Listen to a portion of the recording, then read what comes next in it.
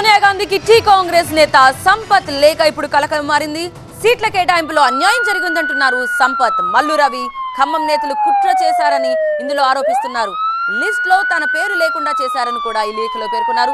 So Nagar కర్నూలుకి నేనే correct అయిన అభ్యర్థిని అంటున్నారు కాంగ్రెస్ నేత సంపత్ కుమార్. మల్లు రవికి ఇస్తే ఓడిపోవడం ఖాయమంటున్నారు.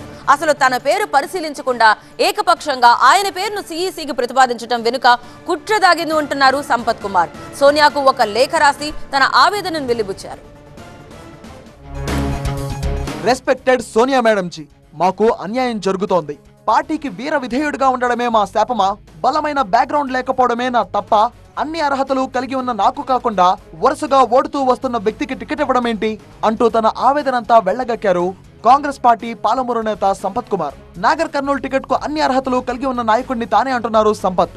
కాంగ్రెస్ సీనియర్ నేత మల్లు రవి కొన్ని రోజులుగా పార్టీలో యాక్టివ్ గా పనిచేస్తున్నారు. సంతానలేమి సమస్యతో బాధపడుతున్నారా? చింతించకండి. సుమారు 90,000 జంటలకు ఆనందం నింపింది ఓఎస్ఎస్ ఫర్టిలిటీ. ఈ రోజే 7825893600 కి కాల్ చేయండి. సంతానోత్పత్తి చికిత్సపై భారీ డిస్కౌంట్లు పొందండి. గుడ్ న్యూస్ చెప్పండి. అసెంబ్లీ ఎన్నికల సమయంలో ఆయన రెబల్స్ ను బుజ్జగించే పనిలో సక్సెస్ అయ్యారు. ముఖ్యంగా పటేల్ రమేష్ ను రెబల్ కాకుండా అడ్డుకున్నారు ఆయన. ఇలాంటి ట్రబుల్ షూట్స్ చేయడంలో ఆయన చాలా సక్సెస్ అయ్యారు. దీంతో ఎంపీ ఎన్నికల్లో నాగర్ కర్నూలు టికెట్ ను ఆశించారు మల్లు రవి. అందుకోసం భారీగానే లాబింగ్ చేస్తున్నారు.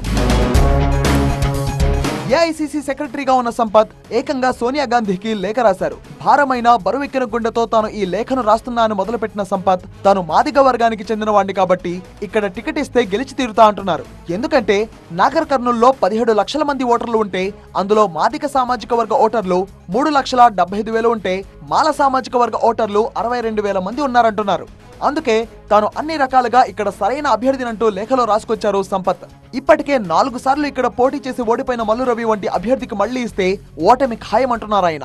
ఖమ్మంలో ఉన్న మంత్రి తమ్ముడిని సంతృప్తిపరచడానికి డిప్యూటీ సీఎం కు స్వయాన సోదరుడు కావడం వల్లే తన పేరును పరిశీలించకుండా మల్లు రవి పేరు ఒక్కటే స్క్రీనింగ్ కమిటీకి సిఫార్సు చేశారని, దీని వెనుక ఒక కుట్ర దాగి ఉందని మండిపడ్డారు సంపత్.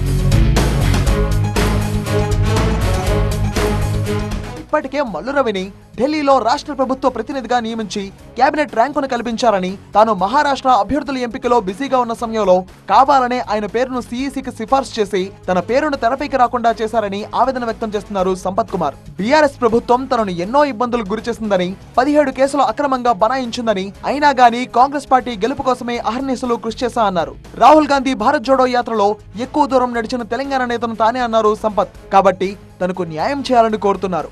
నాగర్ కర్నూలు లోక్సభ స్థానం నుంచి మల్లు రవి 2 సార్లు ఎంపీగా ఎన్నికయ్యారు. 1991లో మొదటిసారి ఎంపీగా గెలిచిన మల్లు రవి 1998లో రెండోసారి లోక్సభకు వెళ్లారు. వైఎస్ హయాంలో కేంద్రంలో రాష్ట్ర ప్రభుత్వ ప్రతినిధిగా పనిచేశారు. కానీ 1998 గెలుపు తర్వాత 4 సార్లు ఓడిపోయారు మల్లు రవి.